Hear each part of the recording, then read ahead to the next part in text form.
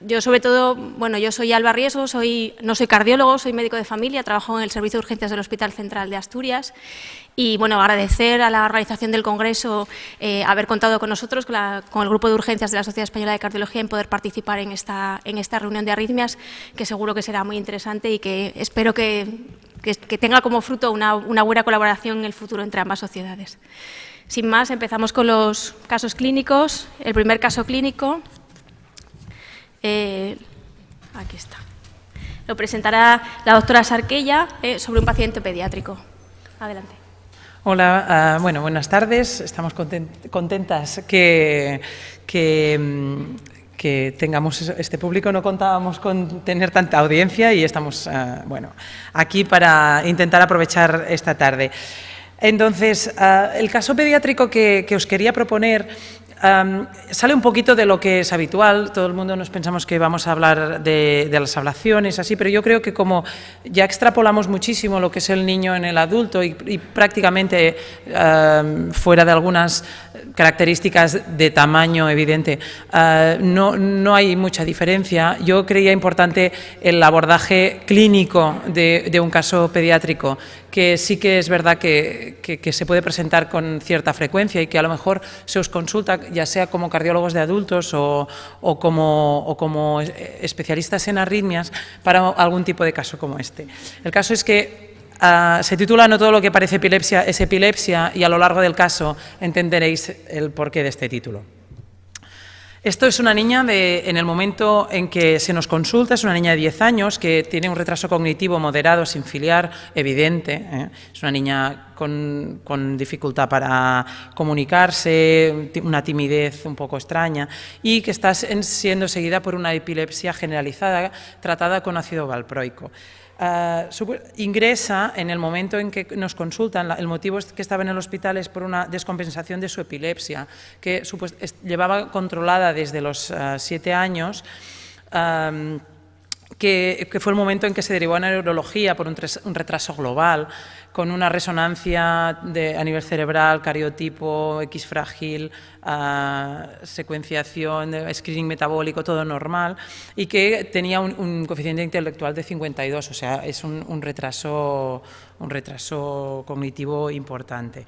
Entonces, el caso es que a los 8 años hizo un primer episodio de pérdida de conocimiento en un contexto afebril, con una hipotonía generalizada, giró los ojos, cedió espontáneamente a los 20-30 segundos, pero había relajación de esfínteres y somnolencia posterior, con lo cual se catalogó como cuadro epileptiforme y que se inició un tratamiento con valproico, que es el de inicio habitual que utilizan los neurólogos. Todo esto lo he aprendido después, yo el tema neuro no lo domino mucho.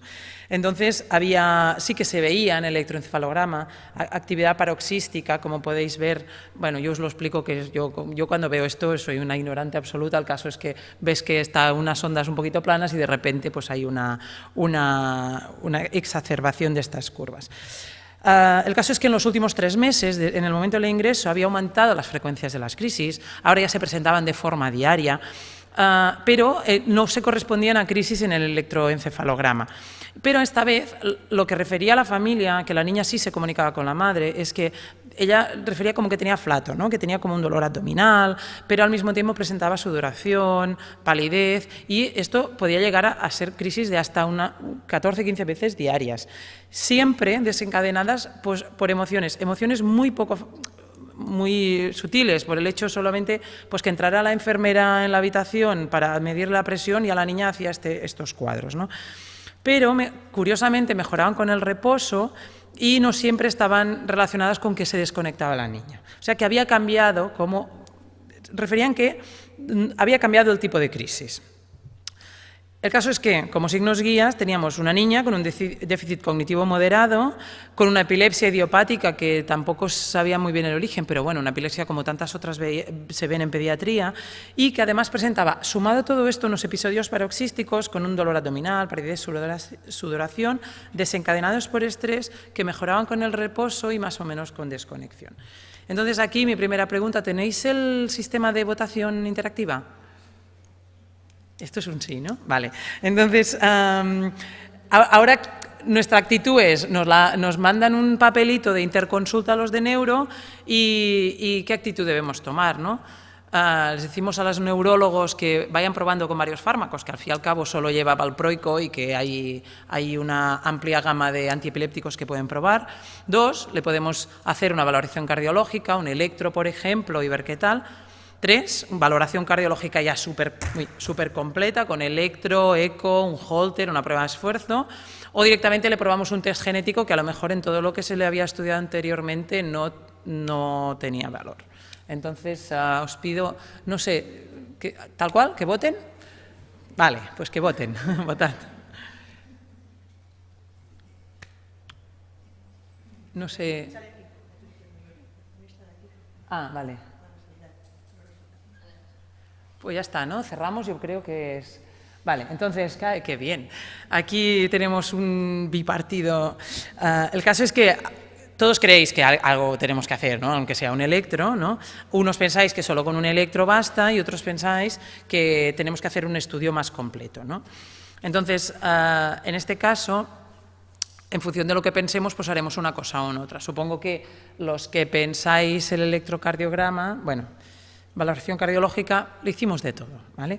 Entonces, le hicimos un electro que estaba en ritmo sinusal, con la repolarización normal, no había un QT largo y no había absolutamente nada. Se le hizo una eco, que fue normal, pero se la auscultó, esta cosa que a veces nos olvidamos de hacer, y justo en el momento de auscultar le hizo algún extrasístole, un latido avanzado, con lo cual dijimos, venga, para que no sea dicho, vamos a ponerle un Holter a la niña. Y entonces le ponemos un Holter y, sorpresa, vemos aquí en algún momento, parece que hay una cierta bradicardia, pero bueno, vete a saber el momento del Holter, en qué momento concreto es.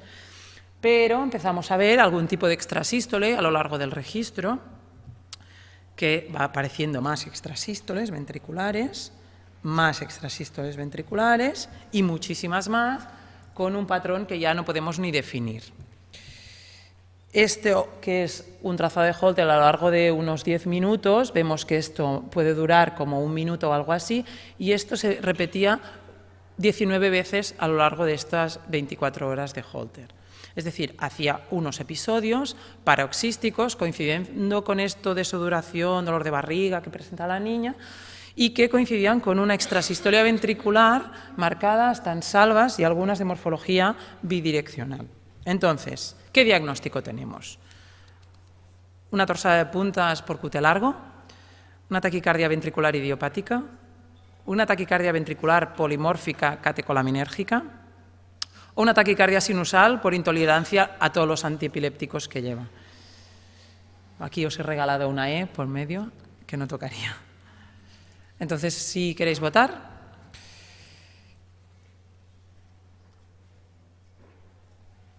Yo creo que podemos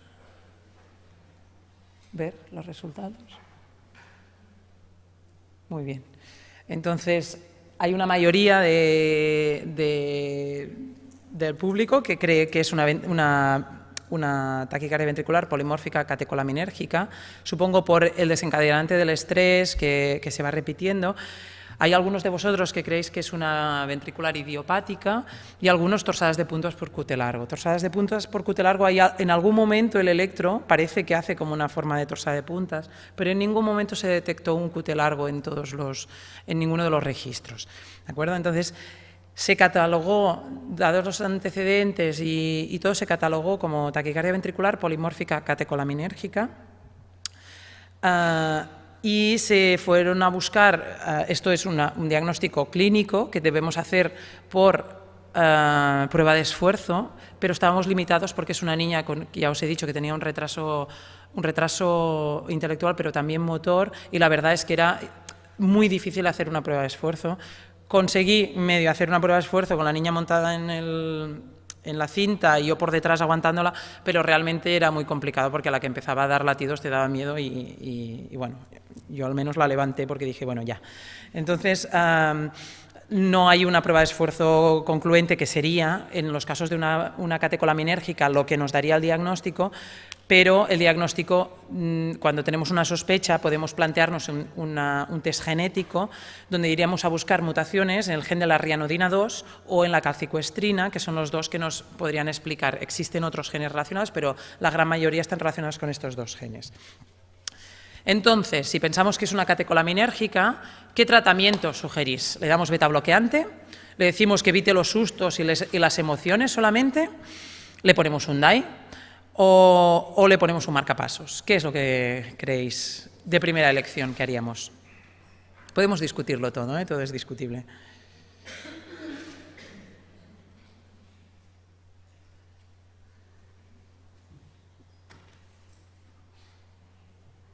Muy bien. Bueno, pues la gran mayoría de vosotros pensáis que un beta-bloqueante sería de primera elección y el desfibrilador es un tema que lo hablaremos ahora en concreto. ¿De acuerdo? Ante una catecolaminérgica de primera elección, también en niños, es importante el uso de beta-bloqueantes, que es lo que ha demostrado la disminución de crisis para estos pacientes, el número de crisis para estos pacientes. Entonces, a esta niña se inició beta-bloqueante, que la dejaba tan bradicárdica que se quedaba como a 25 de frecuencia cardíaca cuando dormía y sumamente cansada, a mínimas dosis de beta-bloqueantes. Con lo cual, lo que hicimos fue bajarle un poquito más los beta-bloqueantes y añadirle flecainida, que se ha demostrado, o sea, hay muchos estudios que intentan la flecainida en pacientes con catecolaminérgica para intentar que no haya tantos episodios. A pesar de esto, había multitud de crisis. Sabíamos que si pudiéramos si intentábamos aumentar el beta-bloqueante, tal vez conseguiríamos mejorarlas, pero era francamente difícil. Además, llevaba un poquito de valproico que mantenían los neurólogos que se resistían a pensar que esto no fuera epilepsia. Entonces, estábamos un poquito jugando con todo. Entonces, el momento del desfibrilador, lo que os comentaba, el desfibrilador en estos casos conlleva te da un poco de miedo, porque como las taquicardias se desencadenan relacionadas al estrés emocional, si tienes una taquicardia y tienes un chispazo que no pierdes la conciencia, entonces tienes más estrés porque hay adrenalina porque te has chispado, con lo cual tienes otra taquicardia y te va a volver a chocar y entonces puedes entrar en una tormenta eléctrica. Por lo tanto, en estos casos el DAI se coge en pincitas un poco porque puede ser contraproducente. Está claro que si uno entra en tormenta eléctrica, el tratamiento de elección es la anestesia general, que es lo que va a apaciguar absolutamente cualquier efecto simpático sobre el cuerpo de este paciente. Entonces, por aquel entonces ya nos llegó el resultado de la genética, que estábamos aún probando, pero como íbamos ya muy directos buscando el gen de la rianodina primero, pues ya nos llegó una mutación. Esta niña tiene una mutación de novo, es decir, que ni los padres no eran portadores de esta mutación, también se miró los hermanos, no había absolutamente nada. Pero el caso es que, a pesar de nuestro beta-bloqueante y nuestra flecainida, la niña seguía con episodios. Con lo cual, nos planteamos la denervación simpática, es decir, la denervación cardíaca, simpatectomía del corazón de los ganglios que inervan, o sea, toda la inervación simpática del corazón para disminuir el estrés simpático que llegaba. Entonces, esto se hace por videotracoscopia, por punción, igualmente es la misma intervención, exactamente la misma que para las hiperhidrosis palmares y axilares, con lo cual hay una experiencia brutal para cirujanos torácicos, esto puede ser nada. Entonces, a diferencia, voy a probar aquí si este funciona. A diferencia de para la hiperhidrosis palmar y axilar, lo que se hace es se denerva a este nivel. Se ha visto que para hacer una denervación simpática del corazón es importante ir a este nivel, pero también bajar hasta T4 o hasta T5. Entonces, uno de los problemas de esto es que como aquí está el ganglio estrellado, puedes provocar un Horner y hacer una tosis palpebral. Entonces, lo que se hace, y sobre todo se hace en niños, se intenta bajar abajo y no se utilizan técnicas de láser como se utilizarían para las hiperhidrosis, sino que se utiliza bisturí eléctrico. Entonces, lo que se hace es que se corta aquí, pero además se van a buscar todo esto que son los haces de Kuhn, que son todos, hay una variabilidad anatómica brutal, que a veces puede llegar hasta aquí, que son pequeños haces que si no los cortas no sirve de nada lo que hayas hecho. Entonces hay que ir raspando, buscar aquí, aquí y a estos niveles. Además, esta niña tenía una hiperhidrosis como consecuencia de la denervación simpática izquierda, se queda con la mano seca, o sea, ya no tiene hidrosis en la izquierda, pero además a la pobre, como le sudaba mucho las manos, pues la hicimos la derecha porque no le íbamos a dejar una mano húmeda y la otra seca. Entonces, se hizo también el derecho, pero lo digo porque lo veréis aquí, pero que para la denervación cardíaca no hace falta hacer el derecho. Y aquí tenéis el vídeo. ¿Es posible bajar un poco la luz? Parece ser que no. Bueno, entonces, no sé si lo veis bien. Aquí estamos viendo, esto es pleura parietal. Entonces, aquí con la pinza, esto es toracoscopia, por una incisión de unos 3 milímetros. De hecho, 3 incisiones, la de la cámara, la del bisturí y la de la pinza. Se levanta pleura parietal en este momento. Y lo que empezamos a ver ya es lo que es toda... Aquí está levantando. Y ya empezamos a visualizar, ¿lo veis? Aquí vemos todo el trayecto del simpático. Entonces, lo que va es disecando toda esta región. Por aquí lo que vemos es ganglio estrellado, entonces nos tenemos que mantener lejos de aquí para no intentar no provocar un Horner. Y lo que va es disecando toda esta región y va quemando toda esta zona de aquí. ¿Lo veis? La variabilidad que hay son los haces de Kundt y el simpático por aquí. Entonces, este es nivel T1. ¿Vale? Esto es el momento en que corta uno de los segmentos. Aquí ha hecho uno. ¿Lo veis? Que hay un momento. Aquí veis que está cortado. Aquí. Y luego va bajando. Ha hecho uno y va bajando a los siguientes. Hasta conseguir una denervación a 3 niveles.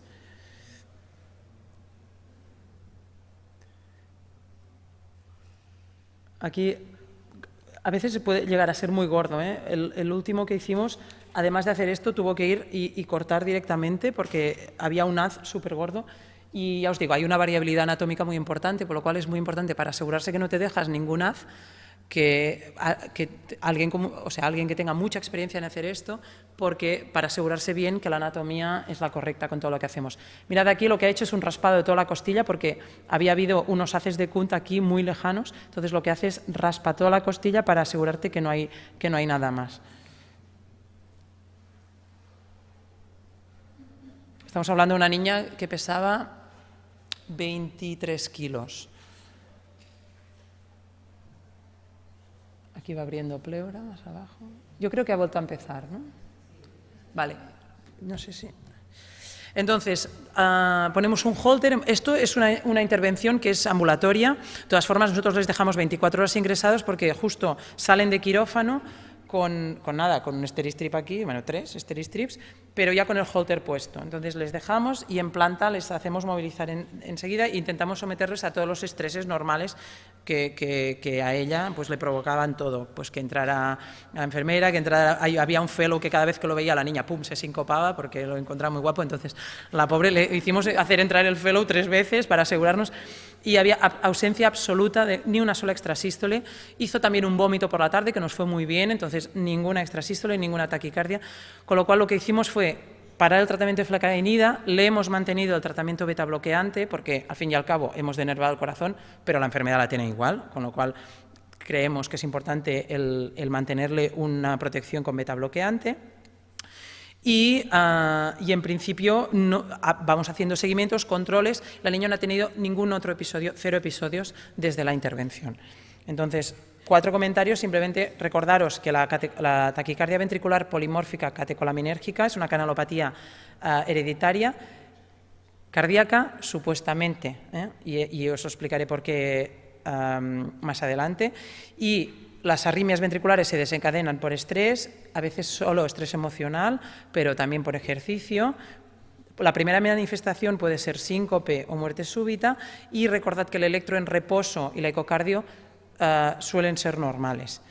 Y la prevalencia, pues se cree que 1 entre cada 2000, pero esto es muy relativo porque es causa de muerte súbita con necro negativa, con lo cual pues puede ser que la prevalencia sea un poquito más alta. Existen principalmente 2 tipos de mutaciones, en la rianodina y en la calcicoestrina, que regulan el calcio intracelular, y que, ¿por qué esta puede estar relacionada con la epilepsia? puede ser que estas crisis de taquicardia ventricular provoquen una hipoperfusión cerebral que acabe provocando el síncope. Podría ser la causa de que esta niña llegue a tener un retraso mental que haya hecho tantísimas crisis que hayan conducido a una hipoperfusión cerebral. Y la otra cosa es que se ha visto con modelos animales que tenían mutación en el gen de la rianodina 2, presentaban independientemente crisis generalizadas de epilepsias, pero además arritmias inducidas por el ejercicio, con lo cual esto podría estar englobado dentro de los síndromes que llamamos SUDEP, que es de muerte súbita con epilepsia, porque los mismos canales iónicos que tenemos en el miocardio los tenemos también en el cerebro y podría haber las dos cosas independientemente. Y la explicación a todo esto es que, si os fijáis, en el momento de la crisis clínica epiléptica que tenía aquí, tenemos un electro de base que es normal, que no está haciendo ninguna crisis. Entonces, nos debe hacer pensar que esta niña en realidad sí hacía epilepsia, pero además también hacía sus crisis de taquicardia ventricular.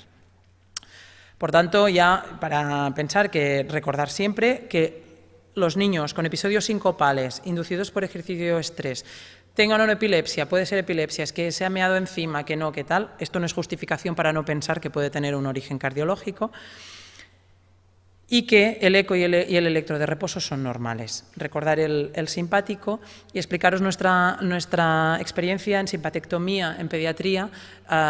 Hemos hecho en cute largo neonatal, un cute largo muy difícil de controlar, con múltiples taquicardias.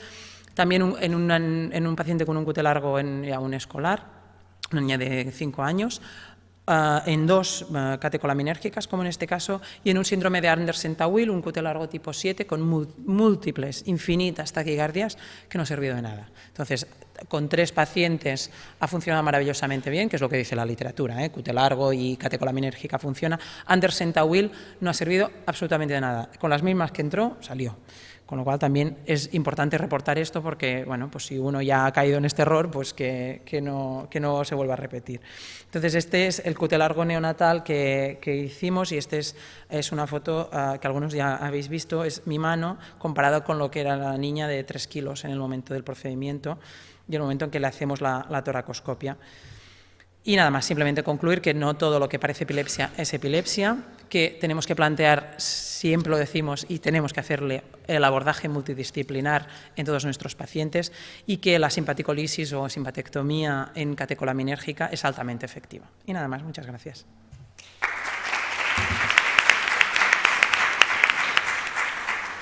¿Alguna pregunta que le queráis hacer a la doctora Sarquella? Concha. Yo sé muy bien del caso, la verdad es que es muy interesante.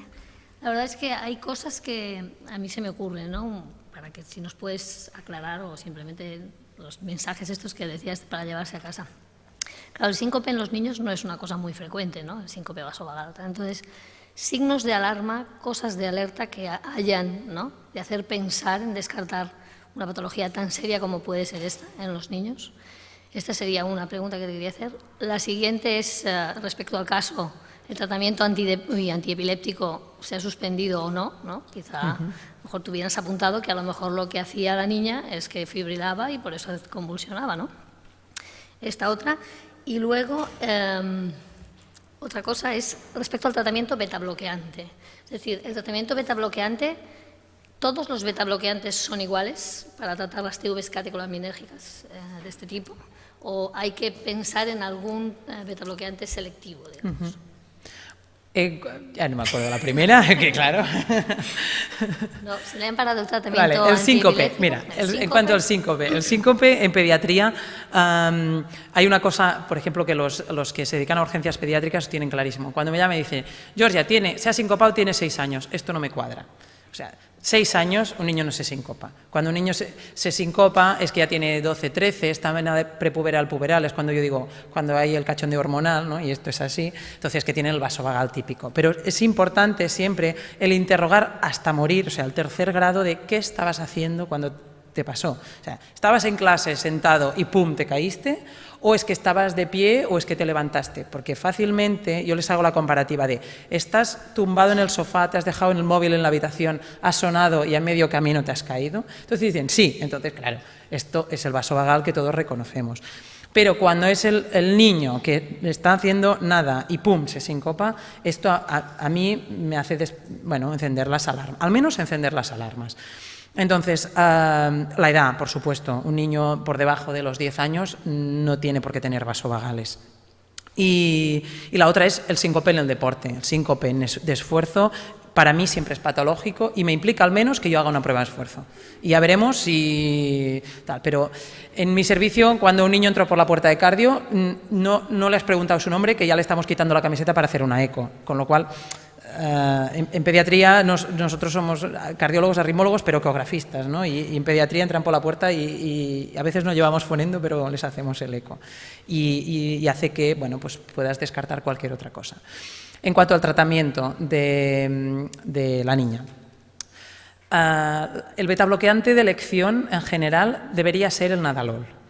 El problema es dificultad con el suministro de nadalol, al menos yo me está costando mucho. 2, no hay pruebas en niños para esto, con lo cual acabo utilizando propranolol. El propranolol tiene un problema, que es que lo tenemos que administrar cada 8 horas y la dosis de en medio, que es la dosis del colegio, es difícil de manejar. Con lo cual acabas dándoles atenolol, que no es de elección, que no está demostrado que sea mejor, al contrario, pero al menos cumplen. Y enseguida que puedo, cuando ya me pesan 40 kilos, les paso a Sumialretar, 160 miligramos por la mañana y ya está. Lo que pasa es que los deja placaos y también tienes que pensar que tienen que llevar una vida normal. Pero idealmente pues el nadalol sería... Y se está hablando si el carvedilol sería también una buena opción en estos casos. Carvedilol sí se utiliza mucho en pediatría y bueno, pues no estaría mal, es planteable, pero ya te digo, idealmente nadalol. Y ya finalmente, si le da... Me he acordado las 3, ¿eh? Si continuamos con el antiepiléptico. Sobre el papel tiene crisis sin arritmia, por este último electroencéfalo que os he enseñado, con lo cual sí tienes que pensar que tienes que tratar. ¿Son crisis tan profundamente largas como para justificar que le estés dando valproico? Hombre, no. La realidad es que la madre, como se ha puesto en la cabeza que no le sirve de nada el valproico, pues le ha quitado el valproico, pero dice la neuróloga que sí que lo toma, pero yo sé que no lo toma y no ha hecho más crisis, con lo cual... Pero sobre el papel esta niña tiene epilepsia sin taquicardia, con lo cual algo deberíamos ponerle de protección. También es verdad que los antiepilépticos la dejan todavía más inconexa, ¿no? Con lo cual yo también entiendo que la madre le haya quitado el valproico. Pero esto no lo sabe el neurólogo. ¿Vale? Bueno, nada más. Dime. Hola. Después que comenzaron el tratamiento con ácido valproico, ¿incrementaron las crisis o fueron igual? Porque creo que entendí que después que comenzaron el tratamiento antiepiléptico, incrementaron un poco la frecuencia de las crisis. No. ¿No? Dime. Bueno, de hecho, de alguna manera el antiepiléptico, aunque no es su mecanismo de acción más importante, pero también actúa en canales de calcio, ¿no? Entonces, nos estamos metiendo de que si tiene una mutación en algún receptor que modula el calcio citoplasmático, también estoy dando un fármaco que de alguna manera puede actuar contra el calcio citoplasmático. Entonces, y el retirar el fármaco, claro, obviamente tú dices que ahora lo retiraron. ¿Se han contemporizado, pensaron que de alguna manera el fármaco también fuera un trigger en estos eventos? No, el caso es que es una niña que lleva desde los 7 años tratada con valproico, que se controlaron sus crisis iniciales. Ella tenía unas crisis claramente epilépticas de segundos de duración, o sea, claramente un cuadro epiléptico, y se controlaban con el valproico. Y consulta 3 años más tarde, porque esto... O sea, ahora tiene otro tipo de crisis completamente distintas y que no son de pérdida de conocimiento, sino que son de dolor abdominal. O sea, ¿qué es añadido? Es decir, no hay una incorporación, no hay un aumento de valproico.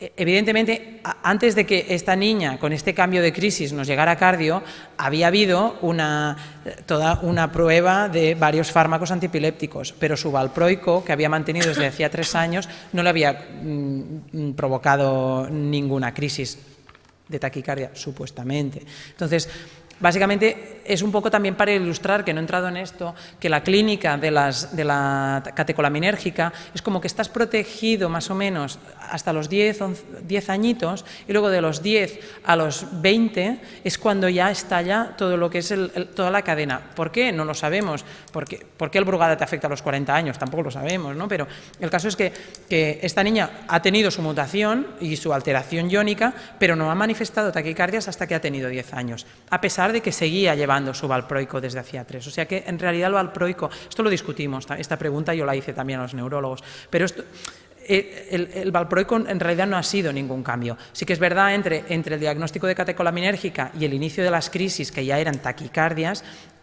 se probaron de todo lo que os podéis imaginar, ha habido y por haber, y se vio que no hacía nada. Entonces, pero sacando esto de aquí en medio, el valproico no interfirió en nada. Y es verdad que la niña ahora hace unos 6 meses que la madre le ha retirado el valproico y la niña sigue sin hacer sus crisis epilépticas.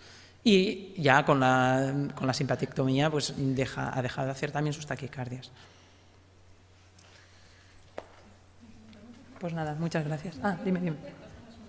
Respecto al diagnóstico, esta niña no podía hacer una ergometría. ¿Os planteasteis en algún momento hacer test de Isuprel? Y la otra pregunta que te quería hacer es si orientáis el tratamiento en función del resultado del test genético, es decir, dar o no flecainida o calcioantagonistas o no en función del resultado del test genético. Sí, normalmente vemos que la flecainida responde más a los que tienen mutación por rianodina que no calcicoestrina. Entonces, pero para ser sinceros, lo probamos a voleo porque no teníamos todavía la genética. Pero dijimos, bueno, no le podemos dar mucho beta-bloqueante, la niña estaba ingresada, no podemos dar mucho beta-bloqueante porque no lo tolera, vamos a probar flecainida si le disminuyen las crisis. Y en cuanto a la prueba de esfuerzo, sí, es indiscutiblemente cuando tenemos la sospecha de una catecolaminérgica, si no podemos hacer, por el motivo que sea, no le podemos hacer una prueba de esfuerzo, les hacemos un test de Isuprel, que además es algo bastante rápido y bastante reproducible. Pero la verdad es que con el Holter, en realidad, como les hacemos bajar al Holter y subir a la habitación a pata, entonces es como una medio prueba de esfuerzo, porque en realidad ya nos demostraba el diagnóstico de esta taquicardia bidireccional. Pero sí, no tenemos... Es más, que hay algunos pacientes que te sale una prueba de esfuerzo que es muy artefactada, porque a veces por más cariño que le pongas no lo ves bien, que luego pues les ponemos un poco de Isuprel y salimos de dudas. A mí la verdad no me da pereza hacer un test de Isuprel, me quedo mucho más tranquila muchas veces. Muy bien, Nada, pues muchas gracias, doctora Sarquella. Vamos a dar paso a la siguiente presentación, que va a presentar la doctora Rivas, del Hospital Vallebrón de Barcelona. Nos va a presentar el caso de un paciente con una cardiopatía congénita. Hola, buenas tardes a todos. Antes de empezar, agradecer a la organización la invitación. Yo presentaré un caso de un adulto con cardiopatía congénita. También en medio del caso hay preguntas y ustedes podrán elegir entre la respuesta que les parezca correcta, pero hay que decir que, puesto que la evidencia científica en pacientes con cardiopatía congénita es menor que en otros casos de otras cardiopatías, es posible que en algunos casos haya alguna respuesta que sea discutible y no la que yo dé por correcta sea la verdad absoluta. Es un paciente, en concreto, de varón de 25 años, que como único antecedente no cardiológico tiene una hepatopatía por virus C posttransfusional asociada a una trombopenia. Con respecto a su cardiopatía, es un enfermo que presenta una transposición de las grandes arterias que fue tratada a las 24 horas de vida con una técnica de Raskin y al año de vida con una técnica quirúrgica de Senning. Puesto que para tratar las arritmias en un paciente con una cardiopatía congénita tenemos que conocer bien anatomía, de esto versa la primera pregunta, sobre qué es la técnica quirúrgica de Senning. Y estas son las opciones. Es una cirugía paliativa en la que se crea una gran comunicación interauricular. Es una cirugía de switch o intercambio auricular en la que se utiliza un parche sintético o de pericardio. Es una cirugía de switch o intercambio auricular en la que se utilizan las paredes de la propia aurícula de la paciente. ¿O es una cirugía de switch arterial que corrige la transposición colocando la aorta y la arteria pulmonar en su lugar correcto? Pueden votar directamente ya, ¿no?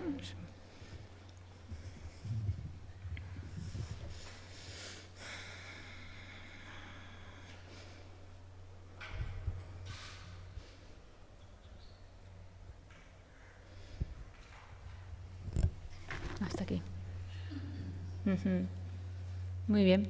Bueno, veo que nadie ha votado la opción 1, que es incorrecta, aunque es una cirugía que se utiliza en este tipo de enfermos, una cirugía paliativa que se hace cuando no se puede hacer las otras cirugías y se llama cirugía de Hallam-Blanlock. Las otras cirugías, la que es la correcta es la tercera. La última, la número 4, es la cirugía de Yaten, que es la cirugía de elección en el momento actual. Y lo que tiene este paciente es una cirugía de switch auricular en la que se utilizan las paredes de las aurículas.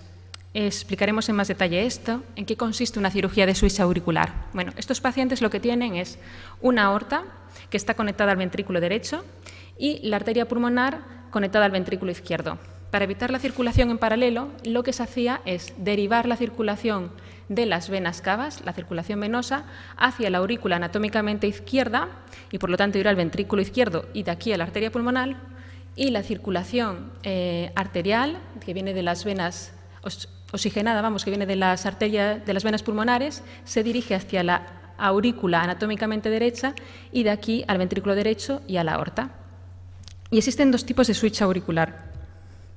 Una es la técnica de Mustard, en la que se utiliza un parche de pericardio o un parche sintético con el que se crea un pantalón que dirige la circulación de las cavas hacia la aurícula izquierda, y la otra es la técnica de Senning, que les intentaré explicar. Consiste en seccionar el septo interauricular y lo que nos queda del septo se sutura sobre las venas pulmonares, de manera que éstas quedan debajo y la circulación se dirige hacia la aurícula derecha, que estaría hacia nosotros. La parte de la pared libre de la aurícula derecha se sutura sobre este remanente del tabique interauricular y con esto se crea el conducto de venas cavas, y lo que queda de pared anterior de la aurícula derecha se sutura como haciendo un wrap, sobre la aurícula izquierda, que se hace aquí una triotomía. Tenemos, por tanto, un varón de 25 años con una transposición de grandes arterias tratada mediante técnica de Senning, que está asintomático hasta el año 2007, en que tiene 20 años de edad. Se detecta, sin embargo, en los seguimientos una disfunción sinusal totalmente asintomática que no requiere tratamiento, y en el 2007 refiere episodios de palpitaciones e inestabilidad cefálica. Y consulta, de hecho, en 2 ocasiones urgencias en los que se documenta un flúter auricular que se revierte con fármacos. ¿Qué harían ustedes llegando a este punto? ¿Qué opinan sobre el flúter auricular en pacientes con transposición de grandes arterias corregida con técnica de Senning? ¿Creen que es una arritmia benigna, que la ablación con esta anatomía es muy dificultosa y que, por lo tanto, el tratamiento de elección es farmacológico? Es una arritmia benigna, pero como va a ser muy sintomática, es mejor que hagamos un tratamiento mediante ablación. Es una arritmia que puede ser causa de muerte súbita, por lo que debería tratarse de forma agresiva, preferentemente con ablación. ¿O es una arritmia que indica una progresión de la cardiopatía y en este momento ya deberíamos evaluar al paciente de cara a un eventual trasplante cardíaco?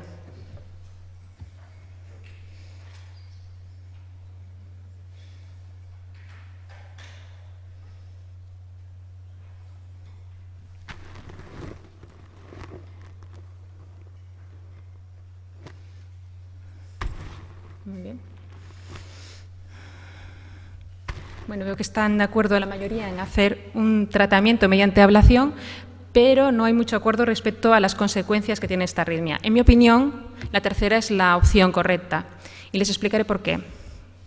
Esto es la serie de nuestro centro, es una serie de 137 pacientes con cirugía de Senning o de Mustard. Ay, no sé, es que mi ordenador se ha... Aquí la tiene. Son 137 pacientes con cirugía de Senning o Mustard, con un seguimiento de 17 años. Como verán, la taquiarritmia es muy frecuente en estos enfermos, llega hasta el 10% de los enfermos con Senning y el 21% de los pacientes con Mustard, y esto es comparable a otras series. Y si se fijan en el análisis multivariante, la presencia de arritmias supraventriculares es predictor independiente de mortalidad. ¿Y por qué es esto? Pues existen 2 hipótesis. porque estos pacientes pueden presentar arritmias auriculares que se conduzcan de forma muy rápida al ventrículo, hacer una respuesta ventricular rápida, lo que se llama un flúter 1-1, que puede ser muy mal tolerado hemodinámicamente, o la otra hipótesis es que hacen un compromiso del gasto cardíaco muy importante por disfunción diastólica, porque estos conductos auriculares son conductos rígidos y al perder la contracción auricular del ritmo sinusal entran en una situación de fallo cardíaco que puede provocar muerte súbita. Y además, la ablación es un tratamiento eficaz, a pesar de la dificultad que puede suponer por la anatomía compleja. De hecho, la eficacia descrita de la ablación en estos enfermos ronda entre el 70 y 80%. En nuestra serie de pacientes con cardiopatías congénitas, unos 81 procedimientos en 58 pacientes, tenemos una eficacia después de un primer procedimiento de ablación del 78% y después del segundo del 94%. Y cuando nos referimos a pacientes con switch auricular es del 70% en un primer procedimiento. Pero es que además lo que hemos visto es que cuando comparamos a aquellos pacientes en los que la ablación ha sido eficaz con aquellos en los que ha sido ineficaz, hemos visto que el tiempo transcurrido desde la primera arritmia, desde el primer flúter hasta la primera ablación, era significativamente mayor en aquellos pacientes en los que nos fuimos eficaces. Y por esto creemos que es importante hacer la ablación de forma rápida, o sea, después de un primer episodio. Y esto fue efectivamente lo que se hizo. En el 2007 se hizo una ablación. Es posible que ya lo haya hecho alguna doctora de la mesa que modera hoy. En este procedimiento se indujo un flúter auricular atípico a un ciclo de 230 milisegundos. Lamentablemente no dispongo de los registros para ponerlos aquí, pero en el informe se describe una zona de potenciales fraccionados y actividad eléctrica continua en el septo de la neoaurícula de Cavas. A partir de ahora hablaré de neoaurícula de Cavas y neoaurícula de venas pulmonares. Se habla de unos encarrilamientos adecuados en la zona septal, esta zona de potenciales fraccionados, y un mapa hecho con sistema de navegación en SiteNaves con un posible circuito a este nivel. De hecho, aplica radiofrecuencia aquí y lo que se observa durante la aplicación es un cambio en el patrón de activación del flúter, por lo que supone que el paciente presenta dos circuitos. El primero ablacionado con éxito y se intenta mapear el segundo, aunque en este caso no se consigue interrumpir la arritmia y se da por finalizado el procedimiento tras una cardioversión eléctrica. A partir de aquí, el paciente permanece asintomático hasta el año 2010, sin tratamiento antiarrítmico y hasta enero del 2013. Y en enero, con una edad de 25 años, consulta por clínica de palpitaciones, disnea e inestabilidad cefálica de inicio brusco. De hecho, llega a urgencias en muy mal estado general, con pulso débil, signos de mala perfusión periférica y una frecuencia cardíaca de 220 latidos por minuto. Antes de hacer el electrocardiograma, el paciente refiere mejoría y se detecta ya una tensión arterial normal y una frecuencia cardíaca de 120. Y este es el electrocardiograma que tienen en ese momento. Se trata de una arritmia supraventricular. No les he puesto el electrocardiograma de base, pero los QRS son iguales a los suyos de base. Se ve una taquicardia que es rítmica y podría intuirse quizá aquí una onda auricular, aunque la verdad es que la actividad parece bastante plana y es bastante difícil saber qué es lo que hay debajo. El paciente, de forma brusca, empeora su estado clínico, la tensión arterial se hace totalmente indetectable y la frecuencia cardíaca de nuevo es de 220. Se documenta esta arritmia, que se interpreta como un flúter auricular 1-1, que se trata mediante cardioversión eléctrica. Aquí podría pensarse si hay una onda F, pero es difícil decirlo. Podría también ser la repolarización en una situación de taquicardia bajo gasto. Y tras esta arritmia, lo que se decide, teniendo en cuenta los datos que les he mostrado anteriormente, es hacer una nueva ablación. Antes que esto, se hace un ecocardiograma que debe hacerse siempre en estos enfermos. Aquí pueden ver un poquito de nuevo la anatomía de estos pacientes. Lo que tenemos en este lado es la neoaurícula de Cavas, que trae la sangre venosa al ventrículo izquierdo, que es subpulmonar. Esta es la neoaurícula de venas pulmonares, que trae la sangre arterial oxigenada de las venas pulmonares al ventrículo derecho, que es sistémico, subaórtico. Ven que este ventrículo derecho está hipertrofiado y que además tiene una cierta disfunción sistólica, pero era un ecocardiograma superponible a los que tenía previamente en años anteriores. Bueno, ¿qué harían en este momento entonces? Tienen que hacer una ablación y antes de hacer una ablación hay que plantearse qué es lo que nos vamos a encontrar, qué tipo de flúter puede presentar este paciente. ¿Y qué creen ustedes sobre los flúteres auriculares en pacientes con switch auricular? 1. Estos pacientes no presentan fluterauricularismo dependiente. Recordemos que se hace una cirugía en la que se crea un nuevo tabique interauricular y esto probablemente bloquea la conducción a través del istmo cabo-tricuspidio. 2. Pueden presentar tanto flúter auricular cicatricial como istmo dependiente. La ablación de este istmo, si tenemos que hacerla, hay que hacerla en la neoaurícula de venas pulmonares. 3. Pueden presentar ambos tipos de flúter y si tenemos que hacer una ablación del istmo, esta se debe hacer en la neoaurícula de cavas. Y 4, pueden presentar ambos flúteres y si hay que hacer ablación del istmo, esta hay que hacerla en ambas aurículas.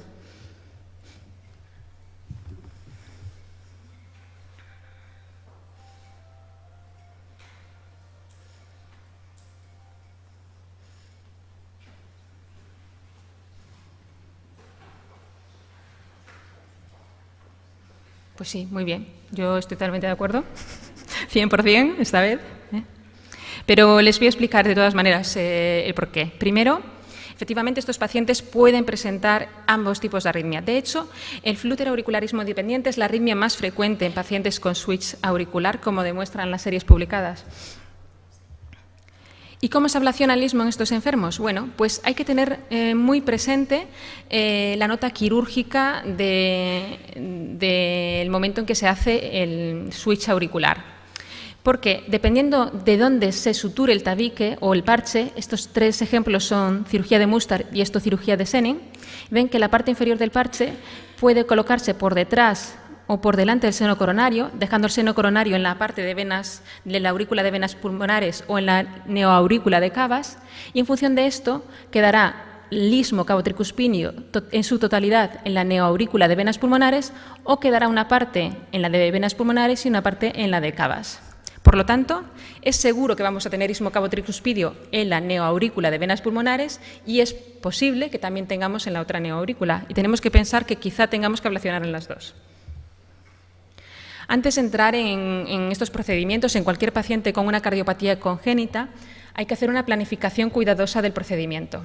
Y hay que tener en cuenta algunos aspectos que quiero mencionarles, como son el tema de los accesos vasculares.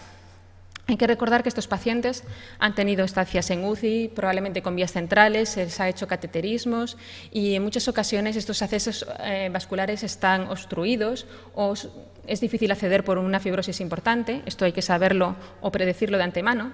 Hay que también evaluar si tienen estenosis de los conductos o leaks. Con frecuencia presentan estenosis de estos conductos de cavas, esto se puede ver en el ecocardiograma, o leaks, comunicaciones entre ambas aurículas.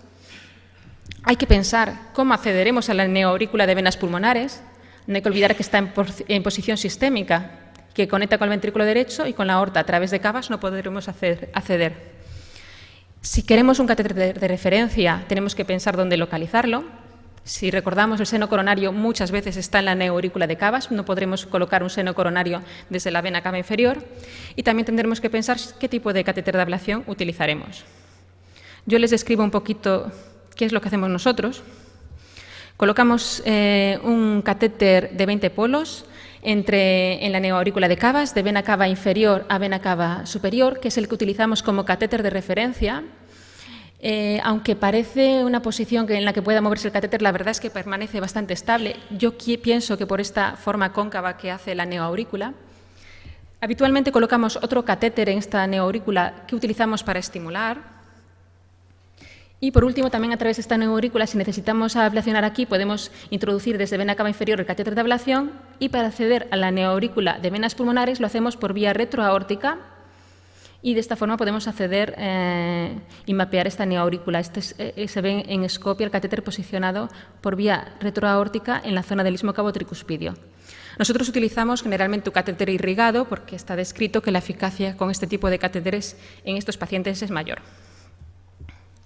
En este procedimiento se induce, mediante sobreestimulación auricular, un flúter auricular a ciclo de 300 milisegundos y si ven los electrogramas intracavitarios, ven que este es el catéter duodecapolar que tenemos en la neoaurícula de cavas. Hay muy poca actividad auricular en la mayoría de los polos y aquí en esta zona lo que se observa es una actividad muy fraccionada con electrogramas triples incluso, que es lo que ya se describía en el procedimiento previo.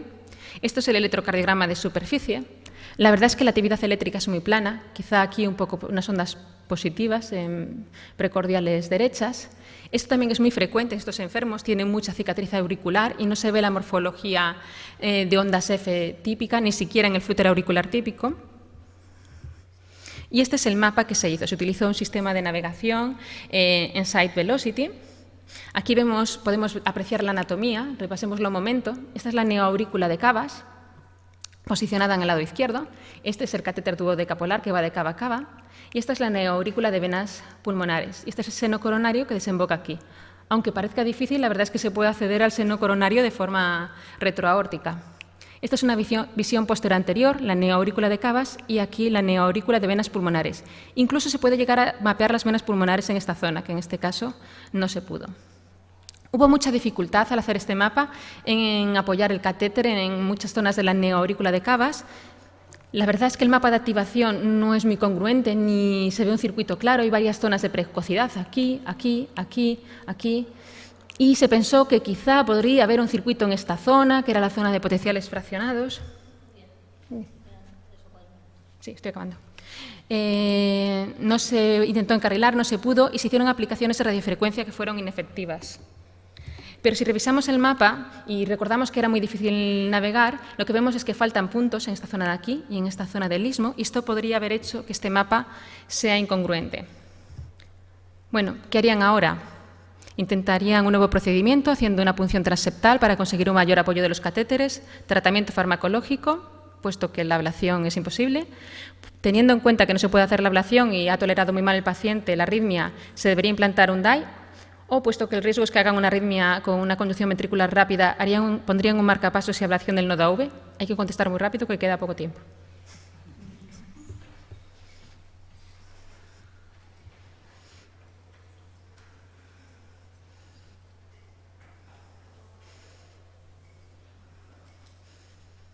Vale. Hay mucha discusión, quizá esto lo podemos discutir al final de todo, pero en nuestra opinión lo que hay que intentar es la primera opción, que de hecho es la que ha respondido a la mayoría.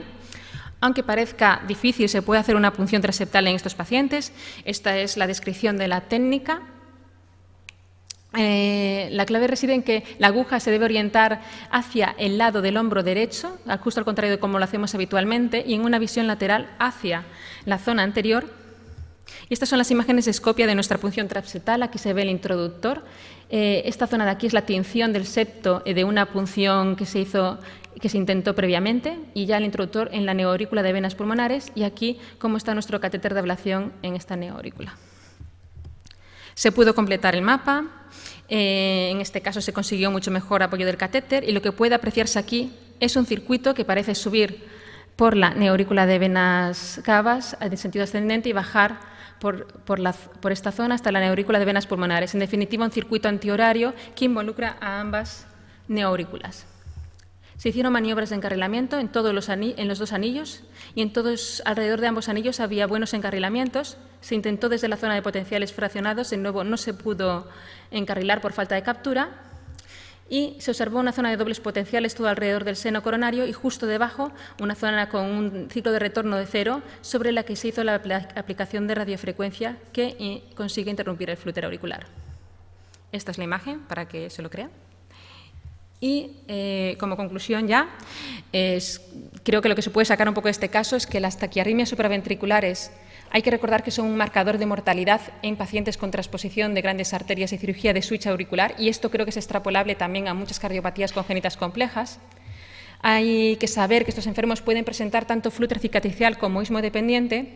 Y, por último, que aunque estos pacientes tengan anatomías complejas que hagan difícil la ablación, este es el tratamiento de elección, tanto por su eficacia como que además, por otro lado, es un tratamiento factible sobre una arritmia potencialmente peligrosa.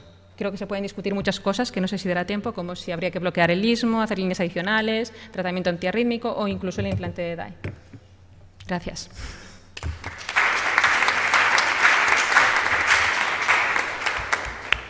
Muchas gracias, Nuria. Muy bonito el caso. ¿Alguien tiene alguna pregunta en la sala?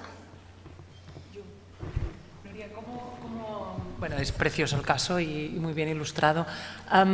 Si tuvieras un máster en vez de un Senning, ¿Cómo te planteas el abordaje? Porque realmente hay muchísimos más puntos y tejido. Sí, un máster. La verdad es que el único transetar que hemos hecho es este. Lo habitual es que nosotros hagamos el abordaje retroaórtico y conseguimos hacer un mapa bastante completo. El problema viene más cuando hay que hacer la ablación del istmo, porque conseguir el apoyo en el istmo es más difícil, porque el catéter se curva, se apoya sobre la válvula y entonces conseguir abrirlo y apoyarlo es difícil. Entonces yo creo que aquí el truco es intentar ir un poco más lateral. Si vas más lateral consigues hacer una línea de ablación más consistente. Y realmente en todos los casos, en la mayoría de los casos conseguimos una ablación efectiva a este nivel sin tener que recurrir a esta técnica. En esto lo hicimos porque no pudimos de otra manera y fue más excepcional. No hemos hecho un transetal en un Mustang. De todas maneras puede hacerse, está descrito. Sí, sí, sí. Qué susto me ha dado la presentación, o te he dicho que no pasa. Vale, gracias. Una cuestión práctica para la gente que está en la sala que no se dedique exactamente a la electrofisiología, ¿no? Es decir, si una vez uno ve a un paciente con un flúter, como este caso, tú has dicho que ahora se aboga más, ¿no?, por ir a la ablación directamente, pero ¿qué es lo que un cardiólogo clínico tiene que hacer, así, cuando ve al paciente en la consulta o en urgencias, con un flúter de este tipo? ¿Qué fármaco, si hay algún fármaco que puede hacer, o si simplemente, como tú has dicho, pues tiene que enviarlo a la unidad de electrofisiología para que le hagan una ablación? Yo creo que no es moco de pavo, como hemos visto aquí. Bueno, a ver, el tema está en una cosa del tratamiento agudo. Primero hay que pensar que pueden ser arritmias muy mal toleradas y que el paciente se puede poner muy malo. Entonces, quizá en este caso lo de la miodarona, perfusión endovenosa, y me espero unas cuantas horas, según qué paciente, según qué anatomía tenga y qué función ventricular, y sobre todo estos casos hay que pensárselo mucho. Yo creo que en un SENI, un Mustang o un Fontan con un flúter auricular es un paciente muy grave y probablemente en esos casos yo abogaría más por no esperar mucho para hacer una cardioversión eléctrica, porque a lo mejor pasan las horas, el paciente se deteriora y se pone muy malo, o, por ejemplo, en el caso de Fontan pueden hacer trombos masivos que pueden ser muy peligrosos. Entonces, yo diría que mejor cardioversión eléctrica, a menos que estemos en un centro terciario en el que se pueda hacer una ablación con relativa rapidez y nos interese mantener el flúter con un paciente muy monitorizado y muy controlado. Si es un paciente que ha revertido el flúter y bueno, está bien, yo lo que haría es remitirlo a un centro con experiencia en cardiopatías congénitas y con posibilidad de hacer ablación. En mi opinión, este es el tratamiento de elección y va muy bien. Sí, porque una limitación de estos pacientes a veces es que si no vienen con el flúter, no lo digo por aquello de la cardioversión y tal, ¿no? Yo creo que si te planteas hacer una ablación es importante a lo mejor no quitar el flúter si tienes disposición de hacerlo pronto, porque claro, tú puedes inducir con todas las cicatrices y todas las suturas que llevan lo que quieras, ¿no? O sea que de alguna manera es importante valorar las dos cosas. Eso también es cierto, hay que valorar muy bien. Evidentemente, como electrofisiólogo yo prefiero que el paciente me llegue en flúter, porque así ablaciono la arritmia clínica. No he mencionado, porque al final como me quedaba poco tiempo, que ahí se hizo un protocolo de estimulación completo tras la ablación y no se indujo nada. Siempre tendremos la duda de si realmente ese es el flúter que presenta el paciente, porque encima comparar estos electros es básicamente imposible. Ahora bien, también quiero dejar ese mensaje de que no son enfermos para frenarlos y mandarlos a casa de forma alegre. Hay que valorarlos muy bien y habrá que hacer un eco, ver muy bien que estén hemodinámicamente como para hacer algo así. A ver, según qué tipo de cardiopatía. Claro, si hablamos de una CIA que está bien, pues no. Estoy hablando de cardiopatías congénitas complejas que tengan a lo mejor disfunción auricular, un Fontan, un SENI, a esto me refiero más. ¿Y tiene algún sentido, lo último, tiene algún sentido dejarle un tratamiento profiláctico antiarrítmico a este paciente? Pues yo me lo he planteado. ¿O a pacientes como este? Yo me lo he planteado. El problema, nosotros habitualmente no lo hacemos, tenemos mucha fe en la ablación, pero sí que es cierto que son arritmias malignas y que pueden ser mortales. E incluso a lo mejor hay quien podría plantearse el poner un DAI, hay quien discute esto. Lo que pasa es que el tratamiento antiarrítmico tiene efectos secundarios a largo plazo. Básicamente el que podemos poner es amiodarona, quizás sotalol en algunos, y son pacientes muy jóvenes y es un tratamiento a muy largo plazo. Entonces nosotros preferimos no hacerlo. Con respecto al desfibrilador ya son palabras mayores, no hay una indicación clara por esto y también tiene muchos problemas en estos enfermos un desfibrilador. Muy bien, pues muchas gracias, muy bonito el caso. Y vamos a pasar al último caso. La doctora Magdalena Canals nos ha dicho antes que ella iba a tardar un poco menos de media hora, con lo cual vendrá bien para acabar puntuales y ir a la ceremonia de inauguración. Cumplir mi promesa. Buenas tardes a todos. Antes de empezar, agradecer al comité organizador la invitación a participar en esta mesa de casos clínicos. Yo soy un poco la excepción que confirma la regla en esta sala. Yo no soy cardiólogo, soy médico de familia y trabajo en un centro de salud. Ni siquiera hago guardias. Entonces, cuando me invitaron a dar esta charla, pues me planteé muy bien qué podía hacer que les pudiera interesar. Espero haber acertado. Mi caso no es nada excepcional, sino es una cosa muy frecuente y no está cerrado, sino que vengo aquí a que ustedes me den respuestas para cuando yo llegue el lunes mañana por la tarde a la consulta, tener más claro qué hacer con la paciente que les voy a presentar. Es una mujer de 85 años que es hipertensa como antecedente personal y está diagnosticada de una doble lesión aórtica. El último ecocardiograma del que yo dispongo en la historia clínica está hecho en el año 2010 e informado, como ven ustedes ahí, como hipertrofia de ventrículo izquierdo concéntrica, con función sistólica conservada y disfunción diastólica leve, y tiene una dilatación ligera de la aorta ascendente, y tiene una doble lesión aórtica, con una estenosis leve y una regurgitación moderada. El tratamiento que sigue esta paciente es losartán unido a hidroclorotiazida a dosis de 50 a 12,5, un comprimido diario, y en enero del 2011 el cardiólogo de referencia le da el alta porque llevaba estable clínicamente durante varios años. Por casualidades de la vida, en enero del 2013, viene a mi consulta y me comenta que lleva unos días, un par de semanas, con aumento de su disnea habitual, una cosa poco llamativa, se hace de medianos esfuerzos, un grado 2-3, pero sin ortopnea, sin disnea paroxística nocturna, sin edema, sin dolor torácico ni otra sintomatología importante. La exploro y la exploración es una tensión normal y el resto de la exploración normal, con su soplo diastólico que ya era conocido previamente y no había cambiado. Bueno, esta primera pregunta es qué le pedirían ustedes a esta paciente para terminar de completar la evaluación. En la unidad de electrofisiología del Hospital de Valdebrón, en un centro de salud y con las que hay que cambiar un poco el escenario. Limitaciones. Pero bueno, algo podemos hacer, no mucho, pero algo podemos hacer. Bueno, podemos hacer muchas cosas. Pues no sé si se han votado ya.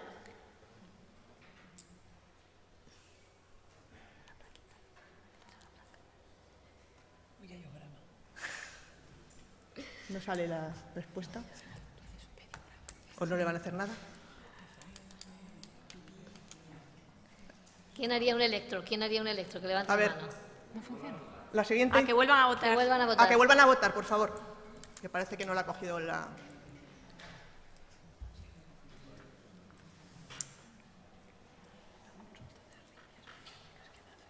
Bueno, cuando hay, en toda pregunta de test, cuando hay 3 y 4 o 1 y 3 son verdaderas, siempre es la verdadera, ¿no? Pues aquí, en principio, con grado de evidencia la mía, yo lo que hice fue, efectivamente, pedirle un electro y una placa de tórax, que son pruebas de las que dispongo libremente. Esta es la placa de tórax, que, bueno, simplemente comentarles que tiene un pinzamiento, una elevación en mi diafragma derecho con un pinzamiento del seno costrofrénico, que podía ser algo residual o podía ser un pequeño derrame pleural, que se resolvió rápidamente trayendo las placas previas que tenía la paciente y confirmando que esa lesión ya estaba desde hacía varios años. Y este es el electrocardiograma, que no sé si se ve bien. Bueno, siguiente pregunta que les quiero plantear es ¿cuál es su diagnóstico electrocardiográfico? ¿Pueden votar?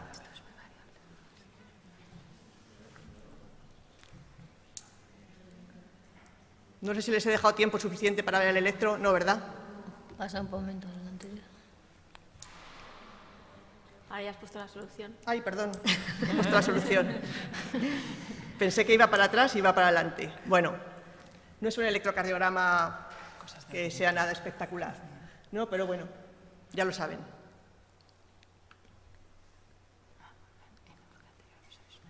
Bueno. Pues tiene todo. A ver si sale aquí, lo vamos registrando. Es un ritmo sinusal a 100 por minuto.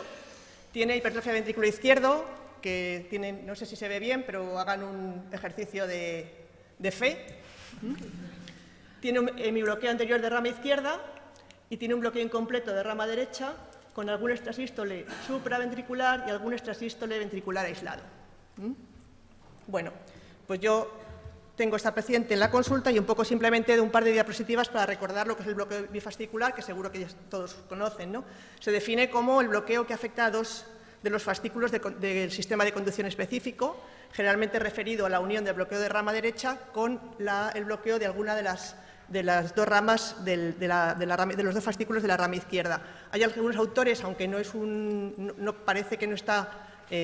no es una opinión unánime, que también incluyen al bloqueo de rama izquierda como el bloqueo bifascicular.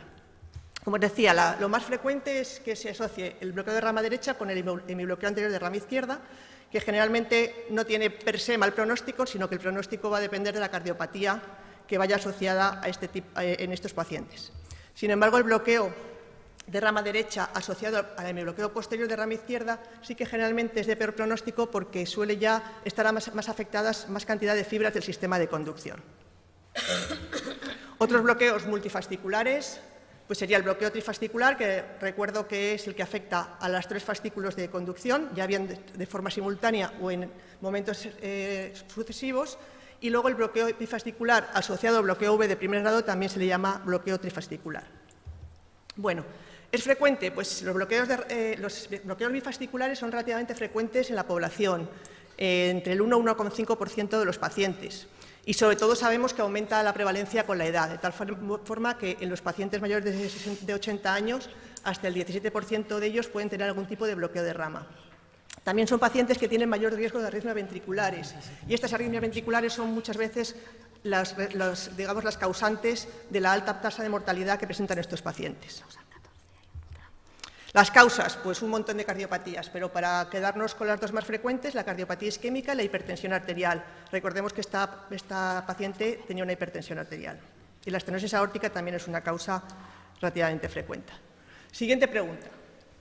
Yo he llevado a la paciente con las pruebas complementarias a mi consulta. Tiene una placa de tórax anodina y un bloqueo bifascicular. ¿Qué harían ustedes con esta paciente?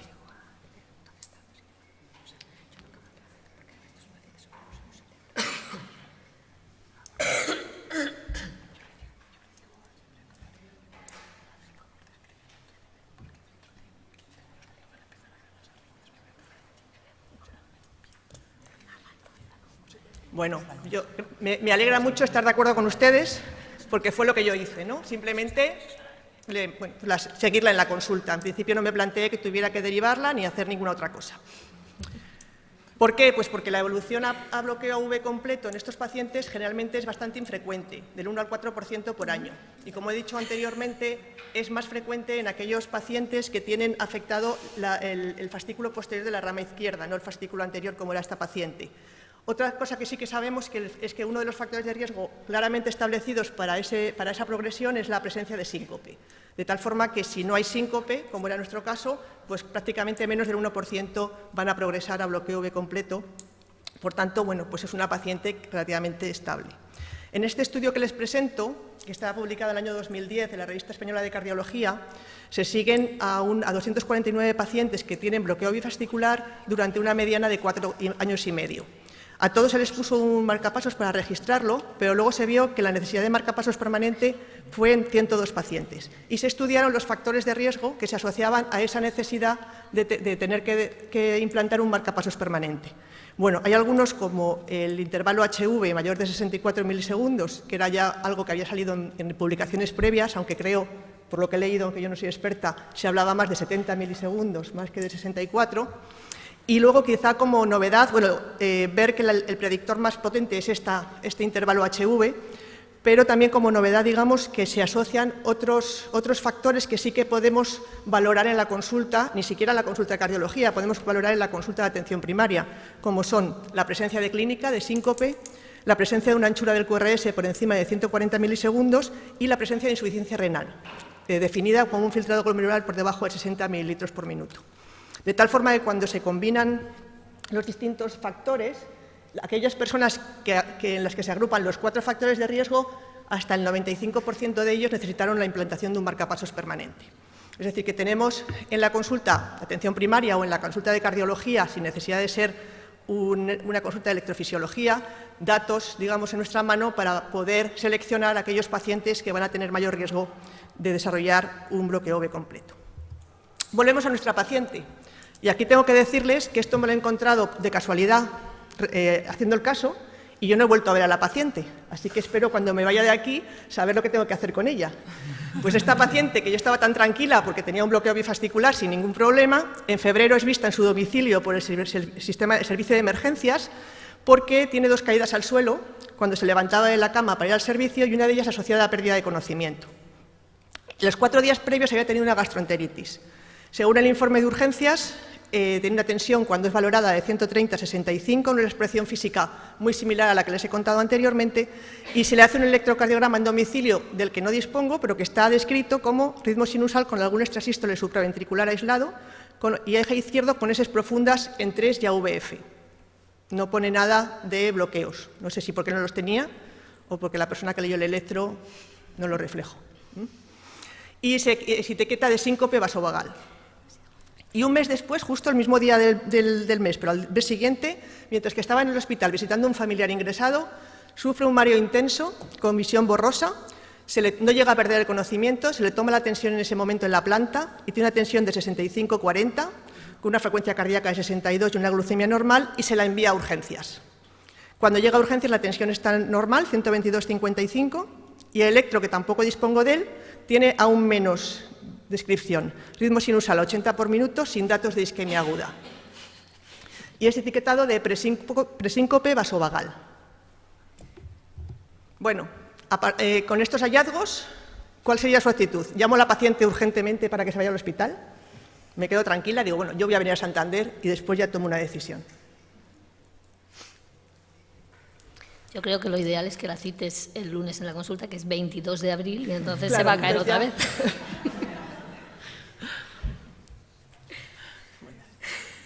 No sé. No les entra bien el día 22. El 22 no le va bien. Bueno, pues yo aquí, no es que discrepe, creo que probablemente a lo mejor hay que mandarla al cardiólogo o no, ya veremos, pero yo creo que esta paciente lo que no tiene hecho es una buena valoración clínica del síncope. Y aquí ahora nos metemos en otro tema. Me permito recordarle algo que llevan seguro que saben. Desde el punto de vista fisiopatológico, el síncope se divide en 3 grandes grupos. El síncope reflejo, donde lo que pasa es que los mecanismos vasoconstrictores reflejos están inadecuadamente alterados de forma intermitente y se produce una vasodilatación o una bradicardia excesiva. Si se produce una vasodilatación, vamos a llamar síncope reflejo de tipo vasodepresor, y si es una bradicardia, lo que predomina lo llamaremos cardioinhibitorio. Dentro de este grupo de síncopes pues, están el síncope vasovagal, el situacional y el síncope del seno carotidio. El siguiente grupo de síncopes serían los asociados a hipotensión ortostática. En este caso lo que suele ocurrir es que hay un daño crónico del sistema autonómico simpático y entonces se produce una disminución brusca de la presión arterial cuando pasamos del decúbito a ponernos de pie. Puede estar producida por daño autonómico primario, como algunas enfermedades neurológicas, por daño secundario, no olvidemos a los pacientes diabéticos, que les suele ocurrir con cierta frecuencia, y luego también muchas veces son hipotensión ortostáticas secundarias al médico, porque le ponemos fármacos que lo producen, como diuréticos, vasodilatadores o el alcohol. Y luego muchas veces también lo que se produce es una depresión de volumen y esto hace que haya un retorno venoso inadecuado y se produzca una disminución inadecuada de la presión arterial. Y el tercer gran grupo de síncopes está asociado a cardiopatías, que son, me imagino, las que ustedes suelen ver con más frecuencia, y dentro de esas, bueno, señalar los bloqueos AV completos y el bloqueo AV, el segundo grado tipo 2, como bloqueos de alto riesgo. ¿Es frecuente el síncope? Pues sí, se estima que hasta el 1% de los pacientes que van a urgencias lo hacen por un síncope y además también se estima que casi la mitad de los pacientes que tienen un síncope a lo largo de su vida nunca lo van a consultar, con lo cual nos estamos perdiendo muchos pacientes que lo tienen. La causa más frecuente en la población general, los síncopes reflejos, seguidos de los asociados a cardiopatía, pero también tener en cuenta y no olvidar que en los pacientes mayores de 75 años el síncope por hipotensión ortostática cobra un gran protagonismo, siendo el segundo en frecuencia. Los pacientes que tienen un síncope tienen riesgo de tener eventos cardiovasculares y muerte, pero generalmente ese riesgo no está determinado por el síncope, sino por la cardiopatía que produce ese síncope con la enfermedad que tengan. Y luego lo más frecuente es que los síncopes no matan a la gente, pero les pueden producir lesiones relativamente graves. Hasta un 6% de los pacientes pueden sufrir fracturas o pueden sufrir accidentes de tráfico si tienen un síncope mientras conducen, por ejemplo, y hasta el 30% pueden tener lesiones leves como contusiones o laceraciones. Bueno, una vez que hemos repasado los 3 tipos de síncope, ¿ustedes siguen manteniendo el diagnóstico inicial o cambiarían? ¿O qué tipo de síncope piensan que ha tenido esta paciente?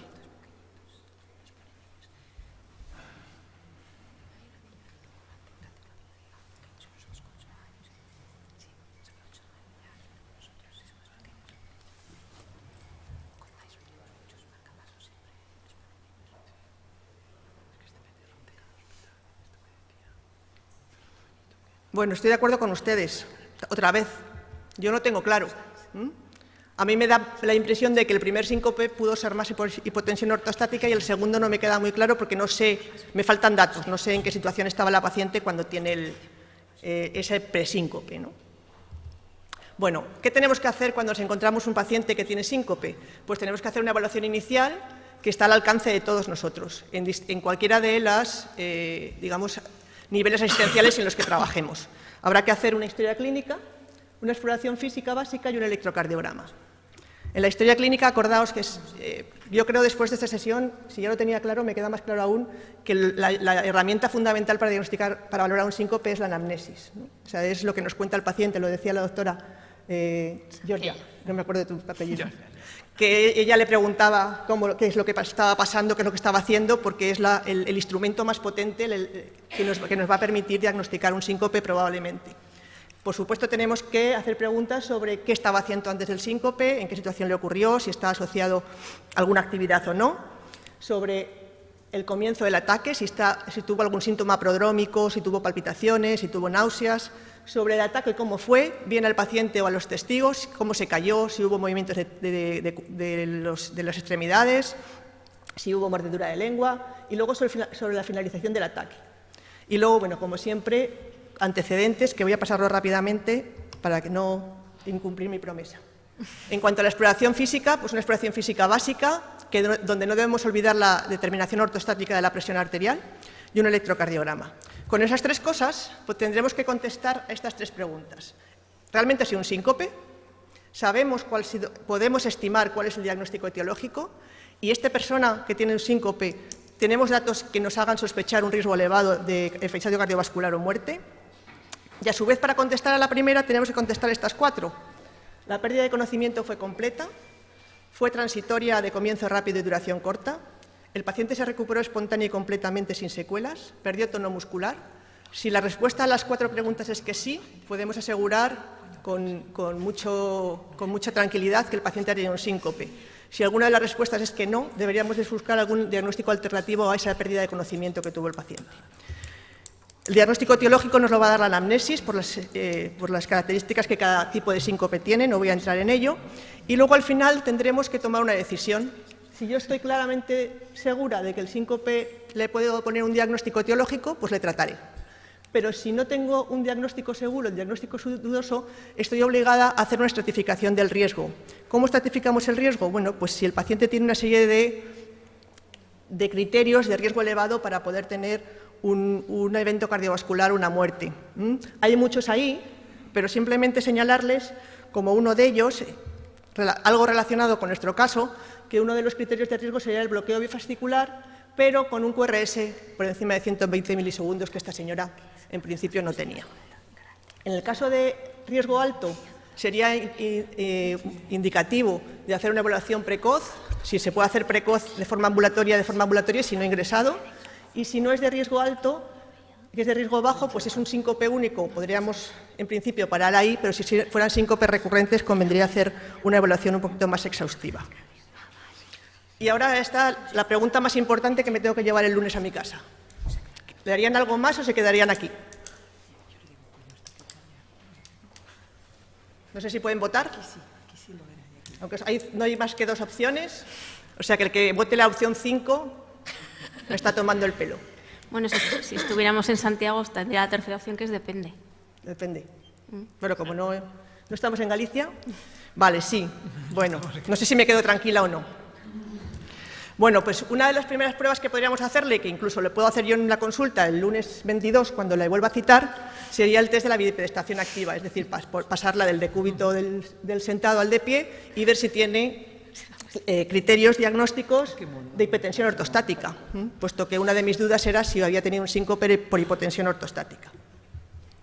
¿Le puedo hacer más cosas? Bueno, pues yo ya no le puedo hacer, alguna cosa más le puedo hacer, pero ya esto que voy a contar ya no le puedo hacer yo, tendría que derivarla al cardiólogo. Podemos hacer una mesa basculante, porque una de las indicaciones es sospecha de síncope reflejo, que no he podido, digamos, afirmar con la evaluación clínica inicial. E incluso en esta paciente, otra de las indicaciones sería para discriminar entre un síncope reflejo y un síncope por hipotensión ortostática.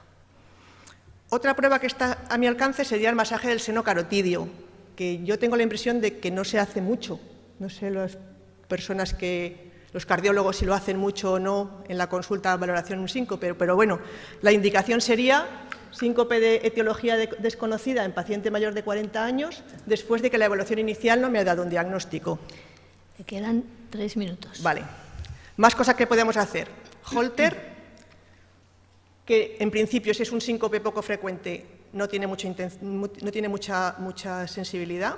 Y luego la grabadora de bucle implantable, el Holter implantable, que en nuestro caso generalmente posiblemente no sería una prueba para hacer, digamos, de inicio, pero si nos planteáramos que esta persona pudiera ser susceptible de tratamiento con marcapasos, pues a veces el Holter implantable lo que nos dice es si la bradicardia contribuye mucho o no al mecanismo del síncope reflejo.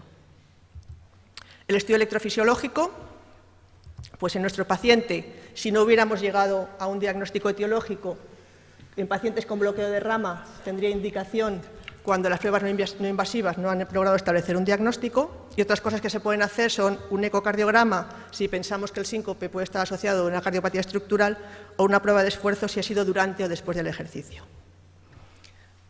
2 minutos para el tratamiento. Si hubiéramos llegado a un diagnóstico etiológico, ¿le pondrían algún tratamiento a esta paciente? Teniendo en cuenta que hemos dicho que dudábamos entre reflejo o vasovagal y hipotensión ortostática.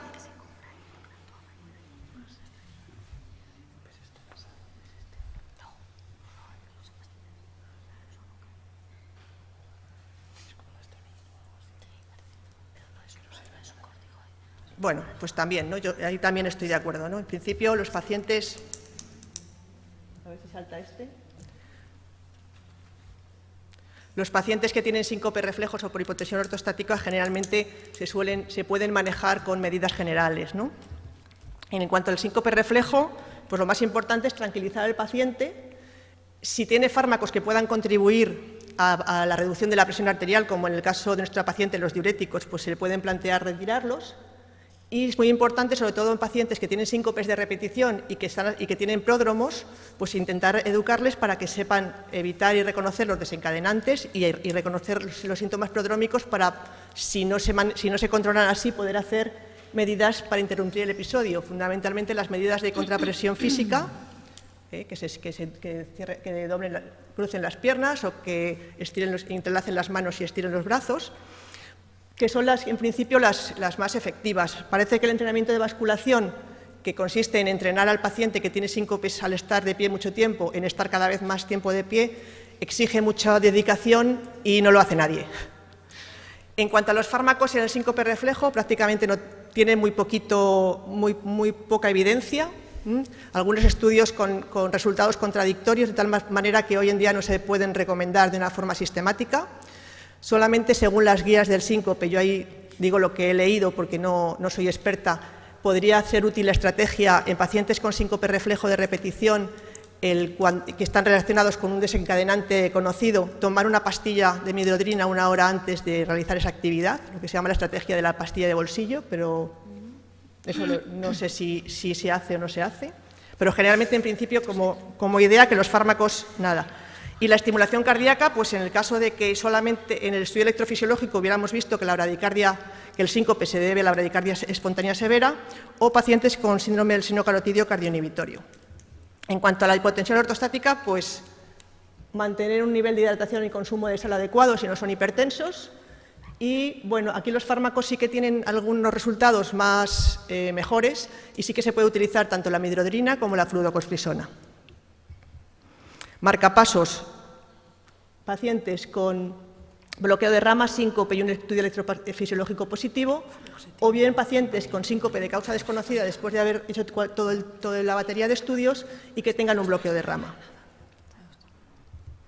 Volviendo al principio, yo creo que a mi paciente le hace falta una buena anamnesis para tener claro, para ver si llego a un diagnóstico etiológico con ella, y probablemente si el diagnóstico me queda lo suficientemente claro, pues simplemente educación intentar que evite ciertas situaciones que le pueden desencadenar el síncope, y yo también me planteo que con unas buenas tensiones que tiene en la consulta, a lo mejor el diurético no le hace falta, y le dejo solamente con el ARA2 y seguir la evolución. Pues nada, muchas gracias. En nombre del Grupo de Urgencias de la Sociedad Española de Medicina de Familia, estamos encantados de haber colaborado con la Sociedad Española de Cardiología y esperamos que sea un largo viaje juntos. Muchas gracias. No sé si tienes... Gracias por ceñirte al tiempo, porque ya se ha acabado perfecto. 2 minutitos para si hay alguna pregunta, por favor. Madalena, yo te hago una. Como no tenemos claro qué es lo que tiene, ¿la vas a mandar a hacer una mesa basculante a tu paciente? Primero la voy a volver a hacer una buena anamnesis, que yo creo que es lo fundamental en la paciente. Y si después de la anamnesis me quedaran dudas, sí la enviaría al cardiólogo para que le hiciera una mesa basculante, probablemente. Sí, bueno, le diría al cardiólogo lo que quiera hacerle, obviamente.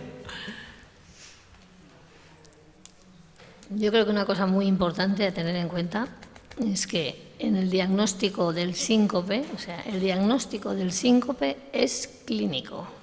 Ni mesa basculante ni nada. O sea, hay que hacer un buen interrogatorio y esto con un electro y una plaquita de tórax te da el diagnóstico en la inmensa mayoría de los casos.